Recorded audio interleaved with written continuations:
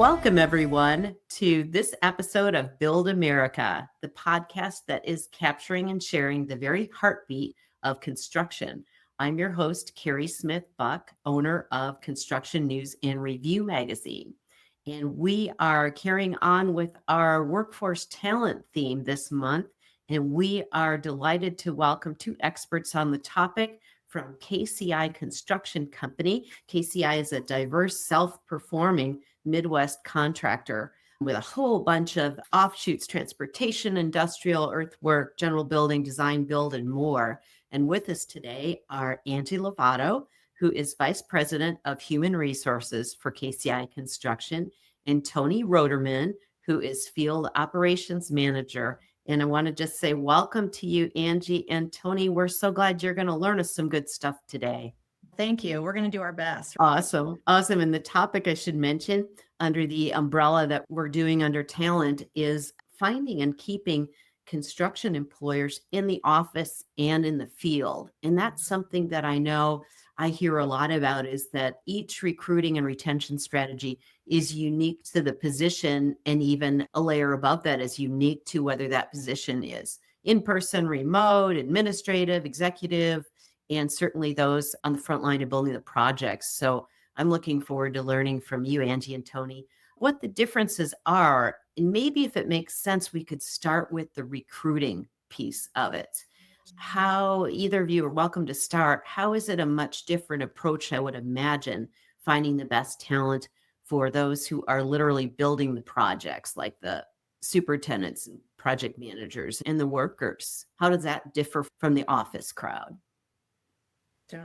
Gosh, I can tell you recruiting, I've been doing it forever, it seems like, and the landscape of how to go out and find people, as we all know, is so different.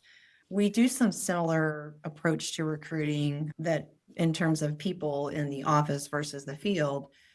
Now, I would say a lot of it is connecting with people, like building that pipeline long term. The days of posting a role and they apply are over, as we've seen it, and it just gets worse and worse. And we all know that in our industry, specifically a self-perform company as we are, finding people who know how to do what we do is just hard. And this market is so tight for talent, and the competition is everybody wants the same people. So it's really, there's some traditional approaches to it, some of the, but it's really going out and chasing and building those relationships along the way forever and for all the time, so that when we need someone, we can just pick up the phone and call. Now, sometimes that works, sometimes it doesn't. We've been growing a lot. The pipeline is one that we're constantly working towards, for sure. Yeah, recruiting for the superintendent role is usually done by word of mouth. Someone has worked with someone in the past, because it's really hard to find superintendents. It's something you can't go to school for. It's something that's taught through years of being on the job. And through all the different scopes of work we do, it's really a hard role to fill. I would say one of the things that's been really helpful for us over the last few years is the employee referral program that we've had in place for at least, 3 or 4 years. So if someone refers an employee for a position, if they get hired, basically they can earn $6,000, and it doesn't, it's supervision. It's anyone in the office. It's not based on role. It's $6,000. And that has been really helpful for us, because wow, those are the best people that you can find if you're going to refer someone. Because you know how employees are really like, it's based on, wow, I'm going to be judged basically at some point, right, on this person, whether they're successful or not. And so that's been super helpful. Yeah. It really has. Yeah, it really gives our employees a little extra nudge to stick their neck out for someone. So, yeah. That seems like a super big incentive. And also, like you said, it's an incentive for the right person and for somebody like hand-picking someone for you. Yeah. Yes. It's been great. I would say, gosh, the last year, if I had to look at the last quarter, the number of referrals at the office side, I bet it's half. It's been a lot. It's been a lot, which is great. Wow. That is great. Obviously, it's working for you if you're growing pretty rapidly and you've got good people still. Yes. I know Tony mentioned that superintendent is probably one of the toughest roles to fill.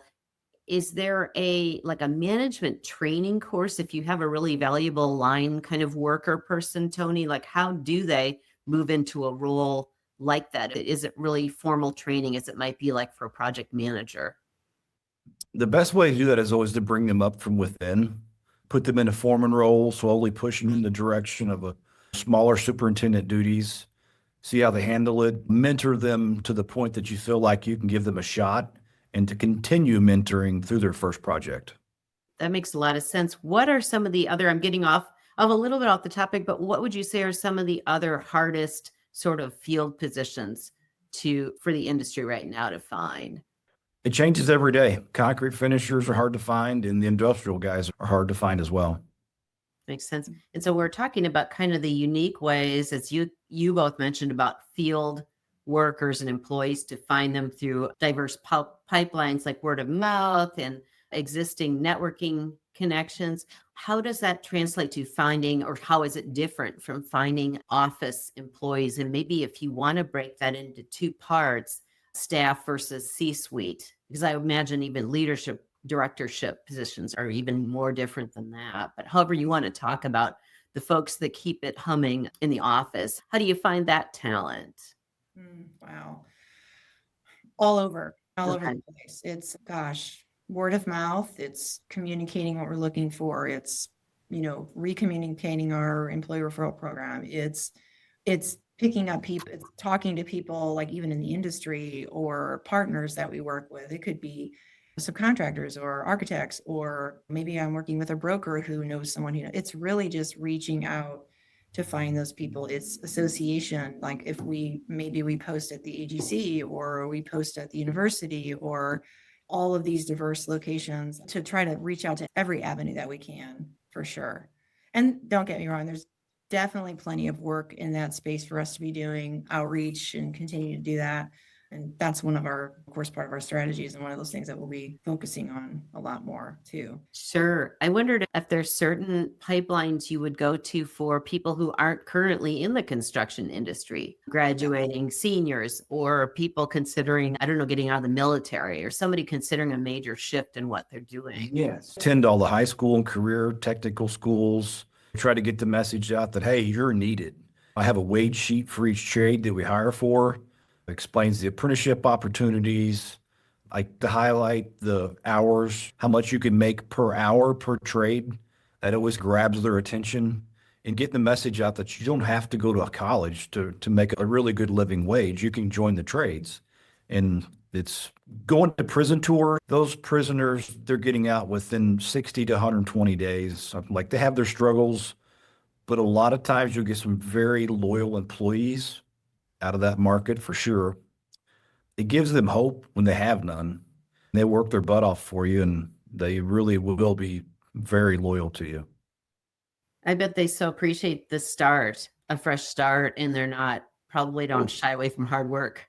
That's Tony awesome. does such a great job for us in that space. The Covenant House is an organization that we support in the community, and it's a space where we try to think out of the box. Like, those are people who homeless brought into this particular organization to be helped, and they're looking for jobs when they're ready. And Tony was like, hey, this is an audience that we could capture to, hey, if you're interested, here's a path for you that could get you stable and training, and it's not going to cost you anything. It's a great way to earn a living. So we try to think about those things too, everywhere.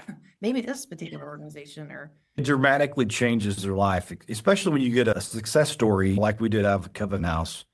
I mean, we sent a young man to MOCAN, which is a very good program here in St. Louis. I think it's about 16 weeks.